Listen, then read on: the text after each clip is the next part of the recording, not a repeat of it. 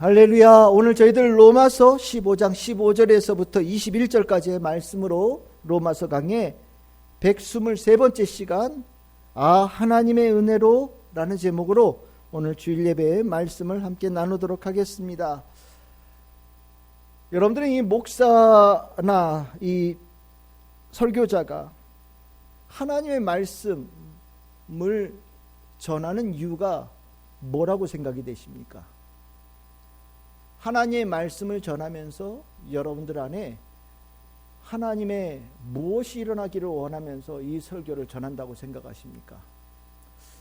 하나님의 말씀, 이 말씀이 우리가 사람의 말은 그냥 듣기 좋은 소리에 불과하지만 하나님의 말씀은 진리의 말씀이고 생명의 말씀이고 참 길이 되시는 말씀이죠.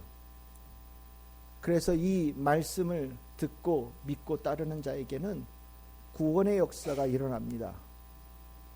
그래서 말씀을 우리가 하나님의 말씀은 실은 듣는 이들에 따라서 잘 듣는 이들은 이 말씀을 복음, 기쁜 소식으로 듣습니다.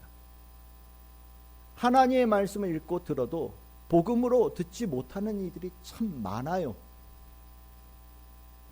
목사가 전하는 하나님의 말씀을 재밌는 얘기나 아니면 지식에 도움이 되는 얘기쯤으로 듣는 경우들도 있지만 그것은 잘못 듣는 겁니다.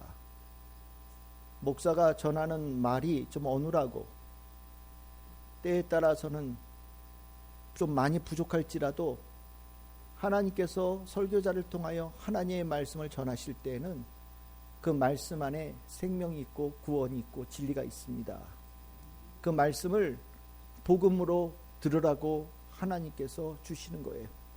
그 복음으로 들을 때 내 안에 하나님의 놀라운 역사하심이 일어나서 우리가 구원의 은혜를 입게 되는 겁니다. 하나님의 말씀을 복음으로 못 듣는데 그걸 믿을 수 있다? 거짓말이죠. 하나님 말씀을 가장 기쁜 소식, 진짜 복음 중에 복음으로 들을 수 있게 되어질 때 그게 믿음이 되는 겁니다. 항상 그래야 돼요. 항상 하나님의 말씀을 들을 때에는 항상 그 말씀을 복음으로 들을 수 있어야 됩니다. 그 복음이 내 안에 들어와서 믿음의 역사를 이루어내면서 우리는 그 하나님의 말씀을 통해서 복음이 되어지고 복음이 우리 안에 내가 하나님의 은혜 입었다라는 것으로 연결되어집니다. 내가 하나님의 은혜, 하나님의 은혜, 하나님의 은혜, 하나님의 은혜를 말씀을 통해서 내가 받았고 하나님의 깊은 은혜로 내가 구원받았음을 인정하고 그 하나님의 은혜로 살아감을 기뻐하는 자가 되어질 때 우리 그것을 뭐라고 그러냐면 새 사람으로 산다라고 얘기하는 거예요. 새 사람이 어떤 사람이냐? 하나님의 은혜로 살아가는 사람이에요. 하나님의 은혜로 내 삶이 이루어졌고 하나님의 은혜가 오늘도 역사하고 나는 정말 하나님께로부터 내가 갚을 길이 없는 어마어마한 은혜를 내가 받았음을 고백하면서 내 일생의 그 다음의 삶의 목표는 받은 은혜를 어떻게 갚을 것인가, 어떻게 이 받은 은혜를 보응하며 살 것인가에 대한 관심으로 살아가는 그 삶이 변화되어진 새 사람의 삶입니다. 목사가 설교를 할 때, 설교자가 설교를 할 때 목표가 뭐냐? 하나님의 은혜로 살아가는 성도들이 되어지기를 소망하며 설교하는 거예요. 설교를 하면서 그냥 단순한 지식으로 듣기를 원하고 우리 목사님 똑똑하네 이런 식으로 설교를 듣는다면 실은 설교 잘 못한 거고요. 그 설교를 통하여서 하나님께서 이루실 일들이 다 이루어지지 못한 겁니다. 말씀이, 하나님 말씀이 전하여질 때 실은 이 말씀이 우리 안에 하나님의 은혜를 더 깊이 흐르고 있음을 체험시켜 주십니다. 내가 하나님의 은혜로 구원받았지만 오늘 우리가 주일 예배 이렇게 드리면서 오늘 이 설교의 시간이 어떤 시간이냐면 하나님께서 말씀으로 여러분들에게 은혜를 지속적으로 공급하고 있다는 것을 그 어느 때보다 강렬하게 임재하면서 여러분들 체험시키시는 자리가 되는 거거든요. 그러면서 내가 하나님의 은혜로 이 한 주간도 변함없이 승리하면서 살아갈 수 있다라는 확고한 확신을 가지고 기쁨으로 이 예배의 자리를 떠나서 각자의 삶에 하나님께서 보내시는 삶의 일터로 돌아가는 거예요. 하나님의 은혜가 말씀 가운데 풍성하게 일어나야지 이 안에 내가 하나님의 은혜로 살아가는 새로운 새 삶의 성도가 되어지는 겁니다. 다른 말로 표현하면 복음 모르면 은혜 모르지요. 하나님의 말씀을 복음으로 듣지 못하면 하나님의 은혜를 안다라고 하는 것은 실은 굉장히 어려운 일이 되어집니다. 우리가 구원의 은혜, 거듭날 때의 은혜 있지요. 근데 이 은혜가 10년 전, 20년 전에 그 은혜라고 한다면 오늘 그 은혜를 꾸준하게 20년 전 은혜 가지고 살 수 있는 사람이 몇이나 되겠습니까? 말씀을 통해서 복음이 들려질 때 내 안에 하나님의 은혜가 새롭게 되어지면서 계속해서 은혜가 누적되어져서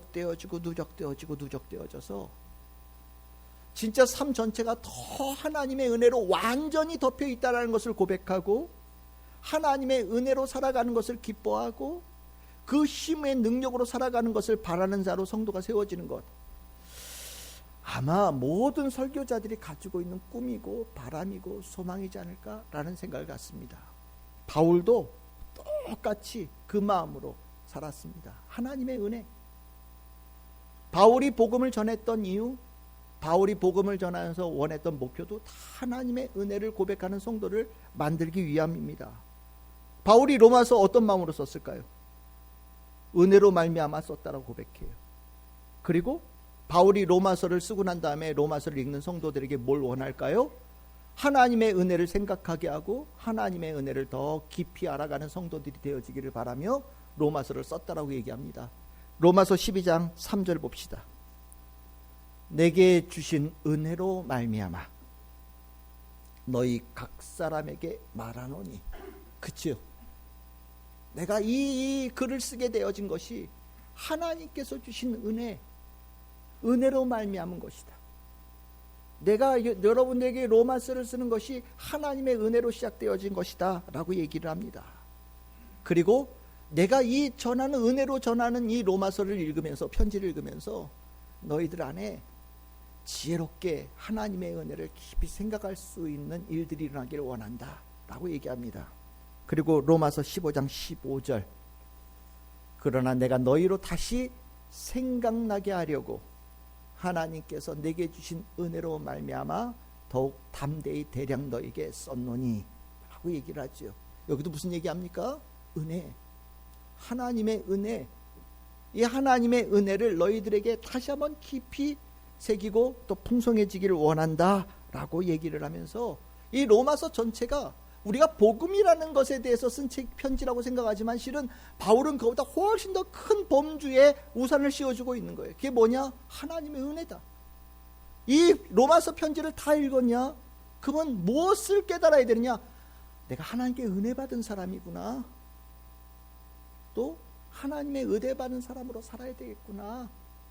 하나님의 은혜가 나에게 있다는 것이 참으로 복된 거구나 라고 고백할 수 있는 성도가 되어지는 것, 바울이 로마서를 쓴 아주 중요한 목표라고 얘기하고 있는 겁니다. 로마서의 처음과 끝이 실은 하나님의 은혜라는 거예요. 하나님의 은혜, 이거 잘 생각해 보면요, 이게 굉장히 시사하는 바가 크거든요. 하나님께서 베푸신 은혜를 잘 간직하고 그 받은 은혜에 보응하는 삶으로 살겠다라는 마음만, 그것만 가지고 살아도 신앙의 절반 이상 성공한 거예요. 정말이에요. 하나님의 은혜 입은 자라는 것을 인식하고 살아가는 것만으로도 신앙생활의 절반 이상은 성공한 거라고 생각하셔도 됩니다. 이거 어떻게 알 수 있느냐? 여러분들 성경 전체에서 하나님께 어마어마하게 은혜 받은 정말 대표적인 사람들이 누굽니까? 출애굽할 때 이스라엘 백성들이잖아요. 애굽에서 10개 정말 있을 수 없는 온 우주가 뒤집히는 정말 기적이 일어났죠. 재앙이라고 표현하지만 거기다가 말도 안 되는 정말 바다가 갈라져서 길이 생기는 일도 경험했잖아요. 애국 군대가 막 오는데 그 불기둥과 불기둥이 뒤로 옮겨가서 막아세우는 일들도 경험했지요. 광야를 지나가면서 필요할 때 마실 물도 주시고 먹을 것도 공급해 주시고 오늘 우리가 어디로 가야 될지 어디서 자야 될지 다 하나하나 일일이 하나님께 돌보시는 것을 이스라엘 백성들이 늘 경험했잖아요. 뭡니까? 하나님의 은혜예요. 하나님의 은혜를 정말 풍성하게 경험한 겁니다. 근데 이스라엘 백성들에게 뭐가 문제였어요? 하나님의 은혜를 잊어버리는 거예요. 내가 하나님께 은혜 입어서 이 자리에 왔다라는 것을 자꾸 잊어버리는 겁니다. 중요하게 생각하지 않는 거예요. 그러다 보니까 어떻게 됩니까? 불평이 쏟아져요. 불만이 쏟아져요. 더 나아가서 어떤 일이 벌어집니까? 하나님의 은혜로 그 종살이던 애굽에서 벗어나서 하나님의 적과 꿀이는 구원의 땅으로 여정으로 나아가고 있는 이스라엘 백성들이 옛날이 좋았다는 얘기가 나오지 않습니까? 애굽이 좋았어. 하나님께서 우리를 애굽에서부터 이 자리로 불러낸 것은 우리에게 재앙이야. 거기서 살았으면 훨씬 더 맛있는 거 먹고 잘 살았을 텐데 우리가 이 광야에 나와서 줄여 죽고 이렇게 힘들게 거지처럼 사는구나, 이런 말이 튀어나오는 거예요. 뭐가 문제예요? 하나님의 은혜를 잊어버림이 문제죠. 그러니까 이스라엘 백성들, 여러분들 잘 아시지만 출애굽한 첫 번째 세대들이 다 광야에서 사라졌죠. 뭘 잊어버려서요? 하나님의 은혜를 잊어버려서 사라지는 거예요.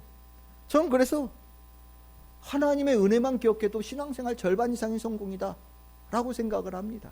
저는요, 하나님의 말씀 여러분들에게 정말 조심스럽게 또 최선을 다하여서 제가 가지고 있는 힘을 다해서 여러분들에게 전하면서, 저는 여러분들이 한 주 한 주 하나님의 말씀을 들어가면서 하나님의 은혜로 살아가는 것을 더 풍성하게 고백할 수 있는 성도들이 되기를 바라요. 정말 하나님의 은혜를, 이것도 은혜였군요, 이것도 은혜였군요, 저것도 은혜였군요, 아니 내가 살아가는 모든 것들이 은혜였군요, 말씀을 듣고 났더니 모든 것에서 하나님의 은혜가 보여요. 그렇게 고백하면서 삶이 점점 하나님의 은혜가 꽉 채워져 있다는 것을 깨달아가는 그런 성도들이 되기를 바라면서 하나님의 말씀을 전합니다. 그것이 목회지요. 그것이 목회예요. 사람의 말이 위로 같아요? 아니에요. 사람의 말은요, 때에 따라서는 간사해요. 때에 따라서는 여러 가지 이해관계가 얽혀 있어서 하고 싶지 않은 말도 할 때가 있고요, 때에 따라서는 거짓말도 할 때가 있어요. 듣기 좋은 소리 해가면서 그 시간을 넘어가는 경우들도 있습니다. 사람의 말은 위로가 되지 않아요. 만약에 사람의 말로 위로받기를 원한다면 뭘 하고 교회 다니겠습니까? 진정한 위로는 하나님 말씀이에요. 하나님의 말씀이 우리들의 영의 위로를 줍니다. 그 위로가 우리를 하나님의 사람으로 만들어가는 거예요. 저는 우리 교회가 그런 교회가 되어지기를 원해요.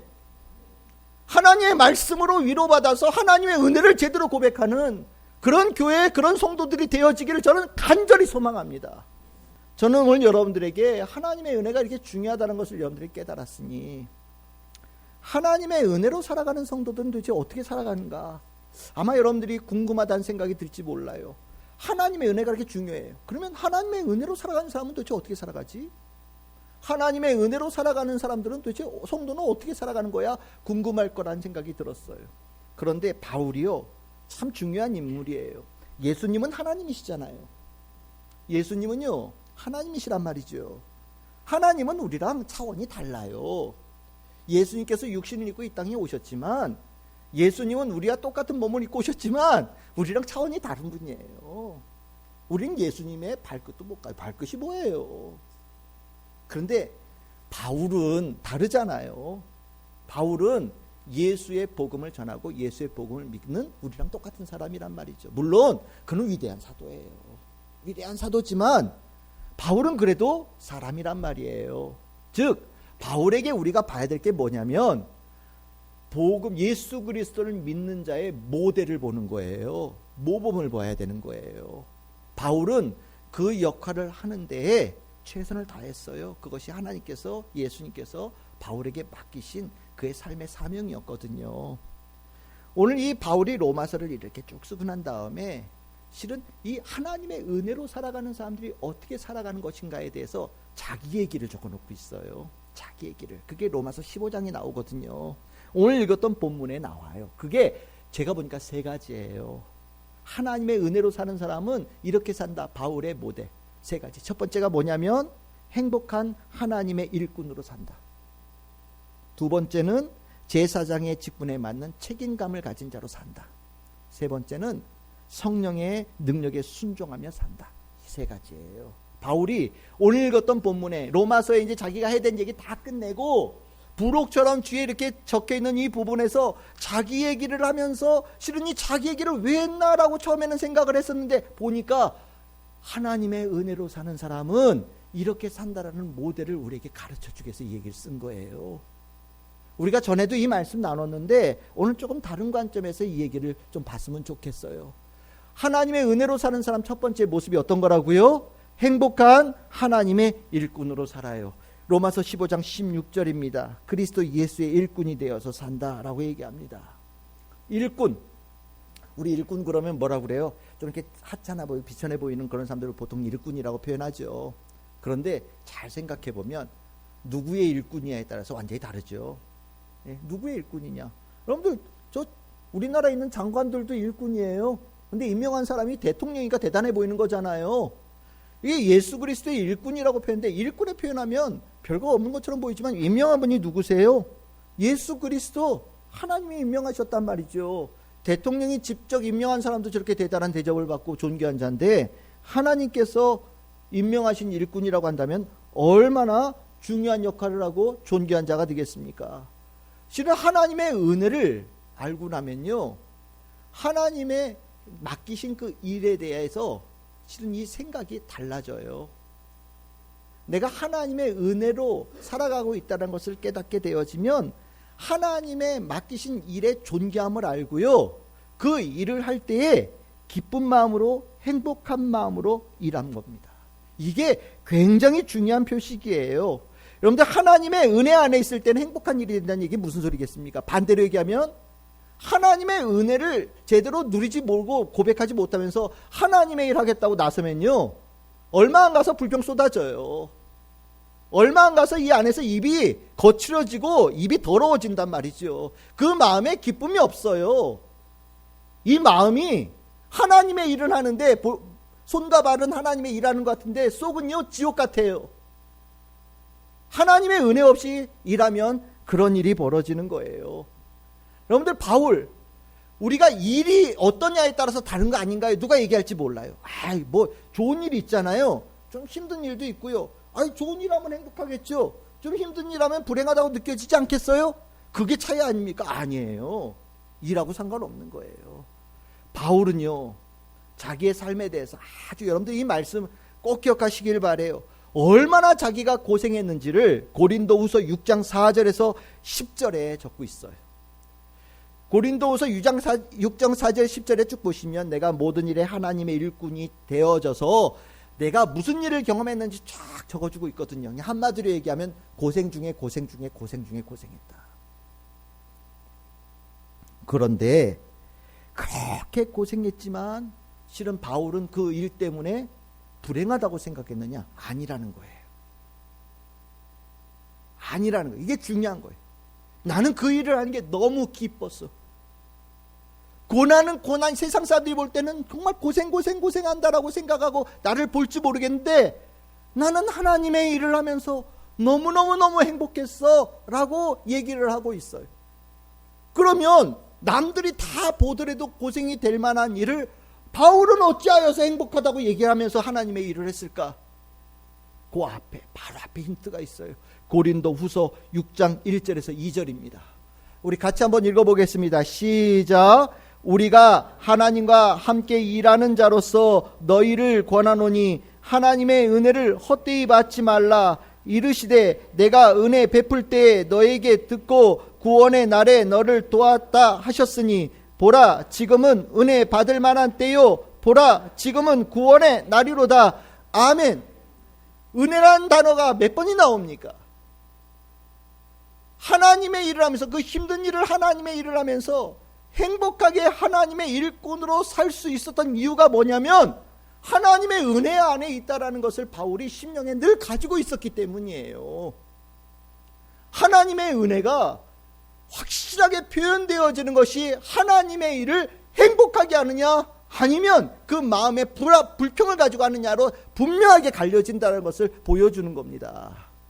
이 말씀 기억하시기를 바랍니다. 저는 여러분들이 하나님의 은혜 살면 하나님의 일 행복하게 하셔야 된다는 것을 분명히 말씀드립니다. 불평이요? 은혜 안에 무슨 불평이 있어요? 은혜 안에 무슨 불평이 있어요? 오늘 여러분들의 힘으로 구원받을 수 있는 것이 여러분들의 힘이었다면 불평할 수 있어요. 여러분들이 뭘 내놔가지고 구원받았으면 아니 내가 내놓은 게 얼만데 하나님께서 나를 이렇게밖에 안 해주시냐 불평할 수 있어요. 근데 여러분들이 힘으로 구원받았습니까? 여러분들이 얼마 내놔서 구원받은 사람들이에요? 공양미 300석에 눈 뜨고 구원받은 사람들입니까? 아니잖아요. 근데 뭘 불평할 게 있어요? 불평과 불만이 나오는 이유가 하나님이라면서 이 안에서 속이 지옥과 같이 되어지는 이유가 하나님의 은혜 몰라서 그러는 거예요. 바울은요, 교인들이 그 당시에 박해받으면서 얼마나 힘들었습니까? 예수 믿는다고 얼마나 박해받고 힘들었어요. 세상에 얼마나 많은 것들에서 유혹받고 흔들렸습니까? 하나님의 일을 하는 사람들이 막 수도 없이 흔들렸거든요. 근데 바울이 얘기하는 거예요. 하나님의 은혜가 너희들을 보호하고 계셔. 하나님의 은혜로 지금까지 왔어. 하나님의 은혜 변하지 않아. 하나님의 일 기쁨으로 합시다. 나는 그렇게 할 수 있게 하나님께서 은혜를 주셨어요. 이걸 여러분들에게 가르치라고 말씀하셨습니다. 우리 모든 하나님께서 임명하신 존귀한 일꾼이 되어져서 어느 곳에서든지 행복하게 일합시다. 그것이 하나님께 은혜를 갚는, 은혜에 부응하는, 은혜에 합당한 삶으로 살아가는 겁니다. 라고 바울이 얘기하고 있는 거예요. 우리 성도들이 모두 이 말씀을 깊이 새길 수 있기를 소망합니다. 두 번째입니다. 은혜로 살아가는 사람은 어떻게 사느냐? 제사장적 직무에 대해서 책임감을 가지고 산다. 바울이 얘기합니다. 로마서 15장 16절이에요. 여기에 예수의 일꾼이 되어졌다. 그 다음에 하나님의 복음에 제사장의 직분이 있다라고 얘기를 합니다. 제사장, 이게 굉장히 중요한 말씀이죠. 실은 예수님께서 이 땅에 오셔서 죽기까지, 십자가에 달려 죽기까지 그 하나님의 사명을 감당하신 이유가 뭐라고 생각하십니까? 어떤 마음으로 예수님께서 그 일을 감당하셨을까요? 바로 제사장의 마음으로 그 마음을 그 일을 수행하셨어요. 제사장적 직분을 가지고 온 세상의 모든 사람의 인류의 죄를 다 짊어지시고 하나님 앞에서 그 모든 죄를 지어버리고 하나님과 화목하게 하기 위해서 그 일을 행하셨습니다. 예수님은 하나님의 사랑, 아버지 하나님의 사랑, 은혜가 자기 안에 풍성하게 거하는 가운데에서 힘들지만 제사장의 직분을 책임감을 가지고 끝까지 완수하셨어요. 그래서 예수님께서 자랑스럽게 외치셨죠. 다 이루었다라고 말씀하신 겁니다. 예수님께서 하신 그 십자가의 일이 제사장적 직분을 수행하신 것이라는 것을 히브리서 2장 17절에 이렇게 얘기합니다. 그러므로 그가 범사의 형제들과 같이 드심이 마땅하도다. 이는 하나님의 일에 자비하고 신실한 대제사장이 되어 백성의 죄를 속량하려 하심이라. 예수님께서 십자가에 달리신 그 일이 제사장적인 직분을 가지고 그 책임감을 가지고 십자가에 달리셨다라고 히브리서에서 우리에게 해석해서 가르쳐주고 있어요. 그러면 예수님은 그러셨단 말이죠. 그러면 예수님의 이 제사장적 직분으로 구원의 은혜를 받은 우리들은 어떻게 될 것인가? 똑같아요. 예수님께서 제사장 직분을 감당하셨다라는 것을 깊이 생각해야 되고 그 예수께서 하신 그 일을 온전하게 따라야 된다라는 것이 그 뒤에 이어지는 중요한 가르침입니다. 히브리서 3장 1절과 히브리서 4장 14절. 그러므로 함께 하나님의 부르심을 받은 거룩한 형제들아, 우리가 믿는 도리의 사도이시며 대제사장이신 예수를 깊이 생각하라. 예수를 깊이 생각하라는 게 뭡니까? 너희들이 제사장이야 라는 것을 생각하라는 거예요. 예수님께서 대제사장이 되셔서 우리의 모든 죄를 사해 주신 그 일을 하셨다. 우리가 그 은혜를 입어서 이 자리에 있다. 우리가 그럼 어떤 사람들이냐? 우리가 이 세상에서 감당해야 될 직무가 있는데 그것이 무엇이냐면 제사장의 직무를 수행하는 것이다 라고 가르쳐주고 있는 거예요. 예수를 생각하니까 아, 예수님이 그러셨구나 라는 것으로 대부분이 끝나는데 그렇게 간단한 문제가 아니란 말이라는 겁니다. 4장 14절에 뭐라고 합니까? 그러므로 우리에게 큰 대제사장이 계시니 승천하시니 곧 하나님의 아들 예수시라. 우리가 믿는 도리를 굳게 잡을지어다. 우리가 믿는 도리라는 게 뭡니까? 제사장에 하신 그 일을 우리가 같이 동행하면서 따라야 된다는 얘기를 하고 있는 거예요. 이것이 바로 사도 바울이 로마서 15장 16절에서 복음의 대제사장의 직분이라는 말을 하는 겁니다. 여러분들, 제사장 직무 굉장히 중요한 거예요. 제사장의 직무는요, 하나님과 백성 사이에 있는 존재거든요. 백성들이 그 자리에 서서 하나님과 화목하게 하는 자리예요.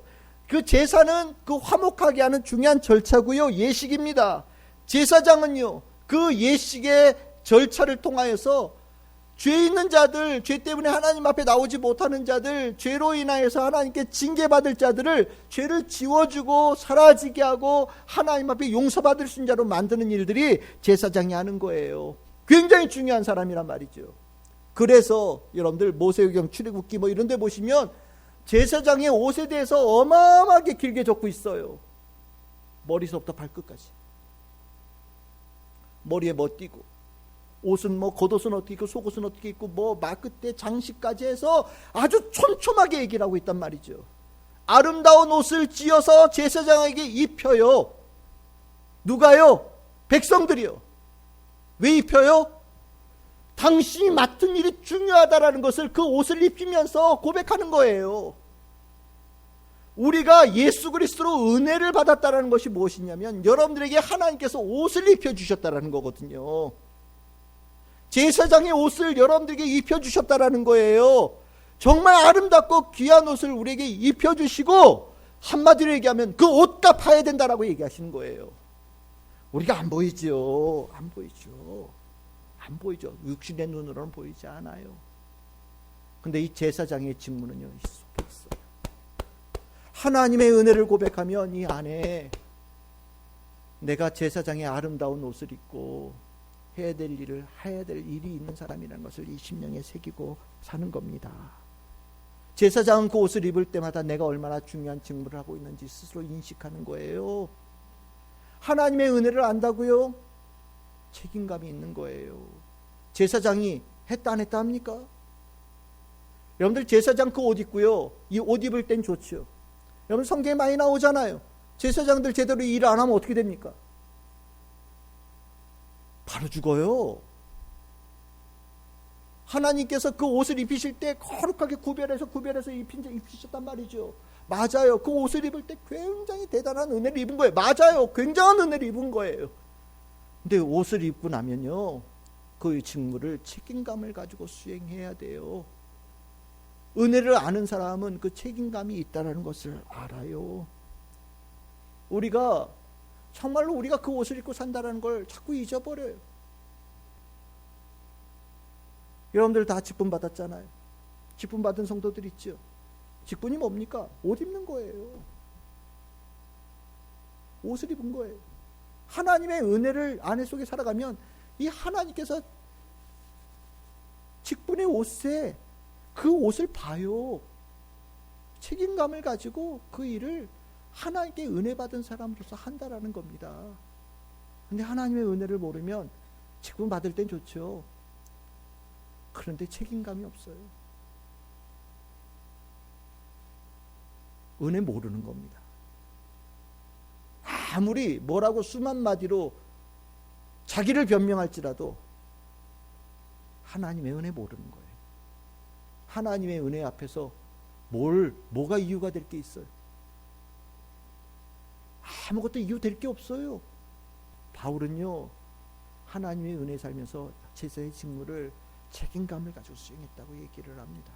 저는 여러분들이 하나님의 말씀을 통해서 복음으로 듣고 그 복음을 통해서 여러분들이 하나님의 은혜 입은 것이 더 풍성해진다면 하나님께서 여러분들에게 거룩하게 옷을 입히신 그 직무를 책임감 있게 수행하는 우리 성도들 다 될 수 있기를 바랍니다. 이 모습이 우리 성도들에게 꼭 필요한 겁니다. 세 번째로, 하나님의 은혜 속에 살아가는 성도는 성령의 능력으로 살아요. 로마서 15장 19절에 나오는 말씀입니다. 성령의 능력이라고 나오죠. 성령의 능력이라고 얘기를 하니까 이 성도들이 잘 이해를 못하던데, 이렇게 표현하면 좋을 것 같아요. 하나님이 100번 이기시는 것이 되는 거예요. 성령의 능력이 내 손에 쥐어진 능력이라고 생각하시면 오산이에요. 사람들이 성령의 능력이라고 그러니까 내가 무슨 뿅 하면 뭐 저 기적이 나타나고 뭐 뿅 하면 뭐가 나타나고 무슨 둘리처럼 뭐 이렇게 지팡이 들어오면 뭐가 나타나고 뭐 이런 거라고 생각하는 분들인데 완전한 오산이에요. 성령의 능력이 뭔지 아십니까? 성령이 충만할 때 성령의 능력이 나타납니다. 성령의 충만이 뭡니까? 내가 없는 거예요. 내 안에서 싸움이 끝나는 거예요. 하나님께서 완전하게 승리하는 게 성령의 충만이고 성령의 능력이에요. 하나님께서 내 삶을 이끌어 가시는데 내가 뭐 여기 맞서고 뭐 이러면 좋겠다고 얘기하는 것 자체가 없는 거예요. 성령의 능력으로 산다라는 거는요, 완전히 하나님의 생각 뜻으로 사는 것을 얘기하는 거예요. 이거를 자꾸 착각해요. 무슨 성령의 능력하면 무슨 방언하고 성령의 능력 얘기하면 무슨 예언하고 뭐 이런 거라고 생각하는데 전혀 아니에요. 내 안에 이것도 다 해결하지 못하면서 무슨 성령의 능력, 성령의 충만을 얘기합니까? 정말 제가 여러분들하고 10년을 넘게 하나님 말씀 나누면서 제가 바라는 거 다 하나예요. 뭐 모임 모습은 알록달록 다양할 수 있어요. 하지만 우리가 시간이 지나가면서 저도 성숙되어져 가고 우리 성도들도 성숙되어져 가고 그러면서 하나님께서 우리를 보시면서 기뻐하시는 모습이 얼마나 좋습니까? 저 그거 하나예요. 교회 부흥 안 돼도 괜찮아요. 난 여러분들 한 사람 한 사람이 세워지는 게 훨씬 더 중요해요. 제가 늘 얘기하잖아요. 한 사람도 빠짐없이 다 천국 가는 게 제 목표예요. 많은 사람 데리고 가는 게 목표라고 그랬습니까? 그건 그 다음 문제예요. 많이 모였다가 아니 나중에 하나님 앞에 섰더니 아니 90% 탈락이야. 아 이게 무슨 창피해요. 난 그거 원하지 않아요. 다 한 사람도 빠짐없이 다 하나님께서 보시기에 참 즐거운 교회 성도 아 오케이 하나님 이랬으면 좋겠어요. 내 바람이에요. 그러려면 뭐가 필요하냐면 성령의 능력이 뭔지는 알아야 된단 말이죠. 성령의 능력이 뭔지는 알아야 된단 말이죠. 바울 보십시오. 오늘 읽었던 보면 로마서 5장 15장 20절 21절 바울이 복음을 전하는데요. 예루살렘에서 일루리곤까지라고 얘기해요. 온 동네 다 전했다는 얘기예요. 그런데 참 이상하게 그 다음 말이 나오죠. 남의 터 위에 건축하지 않기 위해서 힘썼다. 무슨 소리입니까? 먼저 복음이 전하여서 교회가 세워진 곳에 성령께서 가지 말라고 말씀하신 거예요.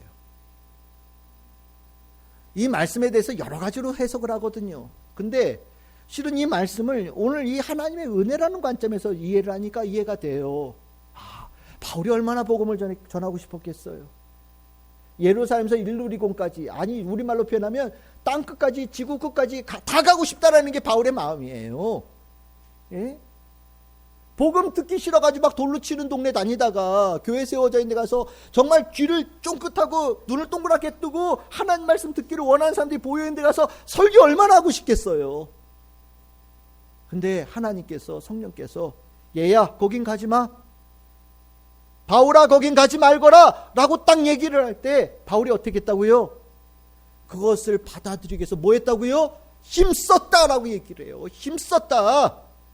예수님께서 땀방울이 빗방울이 떨어지는 것처럼 고민하셨던 것처럼 바울도 하나님 말씀 성령의 말씀을 듣기 위해서 나를 죽이기 위해서 치열하게 싸웠다라고 얘기하고 있는 거예요. 이게 하나님의 은혜를 아는 사람입니다. 이기고 싶지요. 우리 지고 싶은 사람 누가 있어요? 아무도 없어요. 다 이기고 싶어요. 애들한테도 이기고 싶고 부모한테도 이기고 싶고 내 옆에 있는 배우자한테도 이기고 싶고 옆집한테도 이기고 싶고 일하는 직장 동료한테도 이기고 싶어요. 내 사랑하는 친구한테도 내가 이기고 싶은 게 인간의 욕망이란 말이죠. 근데 하나님의 은혜를 알면요, 하나님한테는 그 마음 안 써요. 그 마음 안 써요. 하나님한테 이기고 싶다는 생각이 일어난다면 하나님 은혜 모르는 거예요. 바울은 죽을 때까지 하나님께 완전히 지는 자로 살기를 원했어요. 그게 성령의 능력이에요. 제가 하나님께 지는 삶에 대해서 부단히 노력하고 하나님께서 나를 완전히 이기시기를 원하는 삶이 되어지기 위해서 정말 부단히 노력하고 말씀 전하고 말씀 전하기 위해서 저를 깎고 여러분들에게 전하는 거예요. 그럼 제가 원하는 게 뭐겠어요? 여러분들이 그렇게 되기를 원하는 거예요. 우리 성도가 그렇게 되기를 원하는 거예요. 왜? 그게 바른 거니까. 올바른 거니까. 하나님의 은혜 안에 있다라는 게 이렇게 중요한 겁니다. 저는 오늘 하나님의 은혜라는 단어가 여러분들에게 정말 잊지 않기를 원해요. 정말 깊이 들어가기를 원합니다. 하나님의 은혜가 뭔지 좀 알고요. 하나님의 은혜 입은 자가 어떻게 사는지 바울을 보시면서 확실하게 알고 우리가 그렇게 살아서 주님께서 부르시는 그날, 아니 주님께서 이 땅에 재림하시는 그날 다 천국에 들어갈 때 하나님 보시기에 다 합격으로 다 들어가는 성도들 다 되기를 간절히 원합니다. 이제 말씀을 마치겠습니다. 은혜를 모르면 금수만도 못하다라는 우리말이 있어요. 은혜를, 짐승도 미물도 은혜를 아는데 사람이 되어져서 은혜를 모르고 산다면 그거는 사람도 아니다라는 얘기가 됩니다. 그렇다면 하나님의 은혜에 대해서 어떨까? 말할 필요도 없겠다라는 생각이 듭니다. 우리 안에는 하나님의 은혜가 있어요. 오늘 이 자리에 온 거 다 하나님의 은혜예요. 제가 살아온 모든 것도 다 하나님의 은혜입니다. 저는 태어날 때부터 하나님의 은혜였어요. 부모님이 자식을 못 낳아서 하나님 자식 하나 주시면 정말 기쁘겠습니다. 하나님께 서원하고 자식 주시면 하나님께 바치겠습니다. 저 태어났으니까 저는 하나님의 은혜로 이 땅에 온 거예요. 저 이제까지 하나님의 은혜로 늘 살았어요. 하나님의 은혜는 저만 받은 게 아니잖아요. 다 받았잖아요. 또 하나님께서 이 자리를 통해서 여러분들의 은혜가 살아있는 은혜라는 것을 여러분들에게 체험시키잖아요. 하나님 말씀으로 여러분들을 위로하여 주시고 성령의 은총을 내려주시잖아요. 우리에게 은혜는 부정할 수 없는 겁니다. 그런데 우리는 자꾸 하나님의 은혜를 잊어버리려고 그래요. 그러니 우리는 적어도 우리가 하나님의 은혜가 세상의 사탕발림의 유혹보다는 강해야 되는 거예요. 반드시 세상의 사단의 회방과 방해보다 그 힘보다 하나님의 은혜가 깊고 커야 되는 우리는 과제를 가지고 살아가는 겁니다. 우리 성도들이 그렇게 되기를 바라요. 우리가 은혜가 더 깊어져서 정말 참된 하나님의 사람들로 세워져 가고 성숙되어져 가고 그 모습을 참으로 하나님께서 기뻐하시는 우리 참 즐거운 게 모든 성도들 우리 교회 되기를 주님의 이름으로 축복합니다.